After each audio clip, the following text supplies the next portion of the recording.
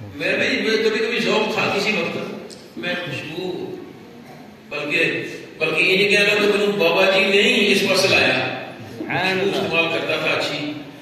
اور جو بابا جی کے پاس مدینہ پاک سے آتی تھی مکہ پاک سے آتی تھی وہ مجھے بھی ملتی تھی تو میں استعمال کرتا تھا.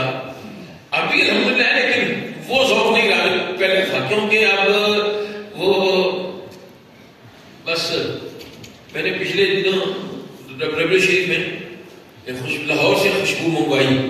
پیسے بھی بابا سے خرچے کی تھے لیکن وہ بات نہیں جو ملاوٹ اتنی ہو گئی ہے کہ بس کیا کریں. بابا جی قبلہ یہ دن میں بابا جی قبلہ پہلے چمیلی گلاب یہ استعمال فرماتے رہے. پھر جمعرات کے دن خس اور کستوری یہ استعمال فرماتے رہے. کبھی کبھی عود بھی استعمال فرماتے ہیں. تو کوشش کرنی چاہیے کہ خوشبو ہو ایک کیا اسے کہتے ہیں پرفیوم حرام نہیں ہے. بابا جی نے مجھے کئی مرتبہ کہا کہ بیٹا تیرا ذوق ہے تو لے لے لیکن حرام نہیں ہے یہ. لیکن یہ ہے کہ کوشش کرنی چاہیے کہ خوشبو استعمال ہو جنہوں کہتے ہیں سینٹ یہ کہنا سینٹ نہ ہو بلکہ اگر ہو.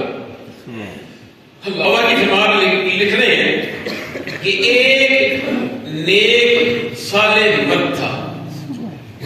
یہاں ایک بات کرنا چاہ رہا ہوں جب آپ کا وصال مبارک ہوا ابھی آپ جمعہ بدھ کا دن ہے ابھی آپ قبر انور میں تشریف نہیں لے گئے.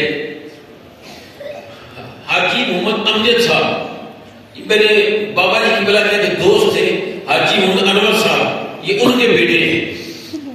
وہ کہا کہ میں نے ایک مرتبہ حضرت کی بارگاہ میں عرض کر دی کہ جناب یہ تو بتائیے کہ آپ نے یہ لکھا ہے کہ یہ ایک مولوی صاحب تھے ان کو نبی پاک صلی اللہ علیہ وسلم کی زیارت نصیب ہوئی. یہ تو بتائیے وہ مولوی صاحب تھے کون؟ مولوی صاحب ہے نہیں جب یہ بتائیے وہ ہے کون؟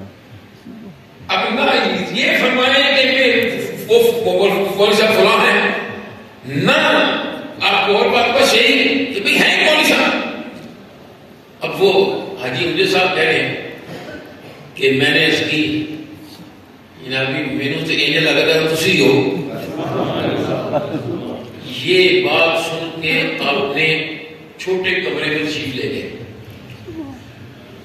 یہ آفش شہباز صاحب ہیں آفش شکیل صاحب ہیں ان لوگوں نے وہ دیکھا ہوا ہے کہ چھوٹا کمرہ چھوٹے کمرے سے آگے پھر گھر کی طرف کہنا اس کا پورا راستہ اور اس کے اس طرف بائیں طرف واش روم تھا.